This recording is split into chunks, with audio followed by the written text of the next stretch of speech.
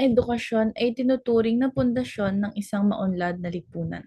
Sa Pilipinas, ito ay tinataguyod bilang karapatan ng bawat mamamayan at isang susi sa pag-ahon mula sa kahirapan. Sa kabila ng mga hamon, patuloy na isinusulong ng gobyerno at mga pribadong sektor ang mga programang naglalayong magbigay ng dekalidad na edukasyon sa lahat. Ang pagpasok ng K-12 curriculum ay isang hakbang patungo sa mas makabagong sistema ng edukasyon na naglalayong gawing globally competitive ang mga mag-aaral. Gayunpaman, hindi maikakaila ang mga balakid na kinakaharap ng sektor ng edukasyon. Kakulangan sa pasilidad, guro at mga aklat ang ilan lamang sa mga hamong nararanasan, lalo na sa mga liblib na lugar. Bukod dito, ang epekto ng pandemya ay nagdulot ng masalimuot na pagbabago kung saan ang mga mag-aaral at guro ay kinakailangan mag-adapt sa online o modular learning. Hindi lahat ay may akses sa internet at teknolohiya, dahilan upang lumaki ang agwat sa pagitan ng mamamayan at mahihirap pagdating sa oportunidad sa edukasyon. Sa kabila ng lahat ng ito, nananatiling matibay ang pananampalataya ng mga Pilipino sa kahalagahan ng edukasyon bilang instrumento ng pagbabago. Ang mga inisyatiba tulad ng scholarship, programs, community learning hubs at pagsasanay para sa mga guro ay naging daan upang mapunan ang mga kakulangan. Higit sa lahat, ang sama-samang pagkilos ng bawat sektor ng lipunan, ang pamahalaan, paaralan, at ang pamilya ay mahalaga upang matiyak ang mga bawat bata ay may oportunidad na makapag-aral. Sa edukasyon, nakasalalay ang kinabukasan ng Pilipinas, kaya't ito'y dapat pagpatuloy ng pangalagaan at pagyamanin. Magandang araw sa inyong lahat. Ngayong hapon, ating tatalakayin ang iba't ibang suliranin sa sistema ng edukasyon sa Pilipinas, kabilang ang kakulangan sa pondo, mabigat na dami ng mag-aaral kada klase, at iba pang mga issue. Ang layunin natin ay makapagbigay liwanag at makabuo ng mga mungkahi para sa ibang mga posibleng solusyon. Makakasama natin ang 4 na panelists na magbabahagi ng kanilang pananaw at may pagkakataon din ang ating audience na magtanong at magbigay ng kanilang opinyon. Ngayon, ipinakikilala ko ang ating mga moderators, Binibining Rigor at Binibining Camarillo. Salamat, Ginang Andal. Magandang araw sa lahat. Sisiguraduhin namin ni Binibining Camarillo na magiging maayos ang daloy ng talakayan ngayong araw.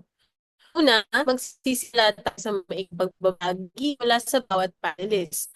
Pagkatapos, magtatanong kami ng mga follow-up questions bago tayo tumanggap ng mga tanong mula sa audience. Handa na ba ang lahat? Magsimula tayo sa pagpapakilala ng ating panelists. Bawat isa ay may 2 minuto para ipaliwanag ang kanilang opinyon tungkol sa pinakamalaking problema ng edukasyon sa bansa. Simulan natin kay Dr. Manalo. Magandang araw! Ang isang malaking hamon sa edukasyon sa Pilipinas ay ang kakulangan sa pondo at mababang pasahod sa mga guro. Marami pa rin ang mga pampublikong paaralan na kulang sa pasilidad, libro at guro. Ang kakulangan na ito ay nagdudulot ng mababang kalidad ng edukasyon, lalo na sa mga probinsya. Dagdag pa rito, ang kakulangan ng mga classroom ay isang direktang resulta ng mabilis na pagdami ng populasyon ng mga estudyante, lalo na sa mga urban na lugar. Dahil dito, napipilitan ang mga paaralan na magpatubad ng double shift o magbahagi ng oras ng pag-aaral upang masilbihan ang mas maraming estudyante. Bilang isang guro, ramdam ko ang kakulangan ng suporta para sa mga guro at mag-aaral. Halimbawa, ang dami ng estudyante kada klase ay umaabot ng 50 o higit pa. Hindi na ito epektibo para sa pagtuturo at pagkatuto. Maraming guro ang nahihirapang tugunan ang kanilang sariling pangangailangan at ng kanilang pamilya dahil sa mababang kita. Para sa mga magulang, tulad ko, isa pang problema ang kahirapan. Maraming pamilya ang hindi kayang bumili ng gamit pampaaralan, lalo na noong panahon ng pandemya. Kailangan natin ng mas malawak na tulong para sa mga mag-aaral mula sa mahirap na pamilya.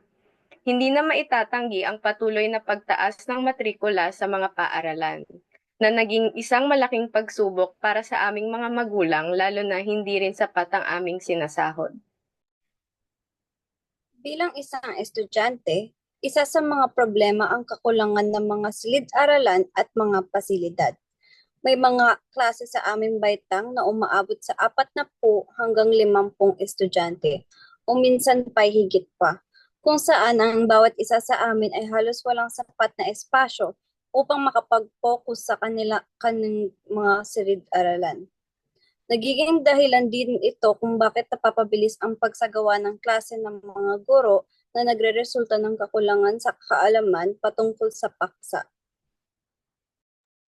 Salamat sa inyong mga pahayag. Dr. Manalo, paano natin masisiguro na ang pondo para sa edukasyon ay napupunta sa tamang proyekto?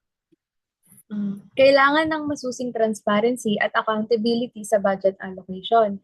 Bukod dito, dapat ay may regular na monitoring at evaluation sa mga proyekto ng DepEd. Ginang ako, bilang guro naman, ano ang masasabi ninyo tungkol sa pagtuturo sa mga congested na classroom? Mahirap ito, pero ginagawa namin ang lahat para matulungan ang mga bata. Sana ay madagdagan ang pondo para sa mga maraming guro at classrooms. Ginang Ruales, paano pa kaya makakatulong ang gobyerno sa mga magulang na nahihirapan sa gastusin? Nakakatulong ang pagbigay ng mga libreng school supplies o dagdag subsidy para sa mga mahihirap. Binibining Biliseran, ano ang mga suggestion mo para gawing makabago ang curriculum? Itagdag sana ang coding, critical thinking at life skills sa curriculum. Kailangan namin ito para maging globally competitive. Ngayon, dumako naman tayo sa audience. Ginoong C, ano ang nais mong itanong?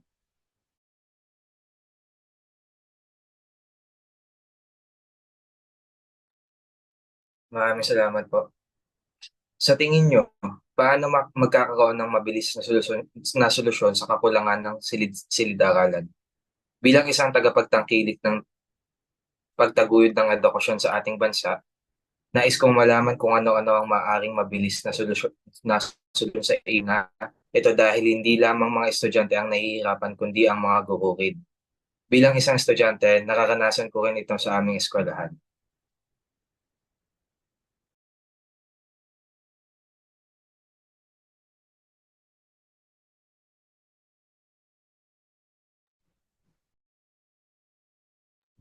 Ang Dr. Manalo? public-private partnerships ay maaring makatulong, pwede ring maglaan ng emergency budget para dito. Ngayon naman, Ginoong Eustachio, ano ang inyong opinion?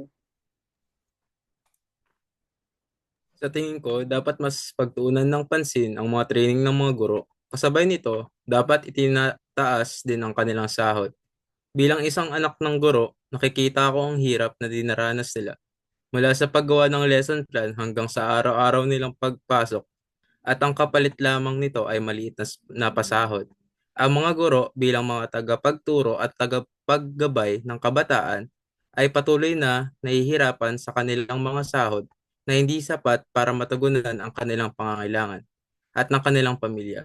Ano ang maaaring solusyon dito? Makakatulong ang regular na workshops at seminars, pati na rin ang mga suporta sa graduate studies ng mga guro. Kinakailangan din ng tulong ng gobyerno na itaas ang mga sahod at benepisyo ng mga guro sa paraan ng pakikipagtulungan ng mga LGU upang iparating ang mga saloobin ng mga guro. Maaari ring magbigay ng mga incentives ang mga eskwelahan sa mga guro na may magandang trabaho. Maraming salamat sa inyong lahat. Naway maging daan ang diskusyong ito para sa aksyong tungo sa mas magandang edukasyon sa bansa.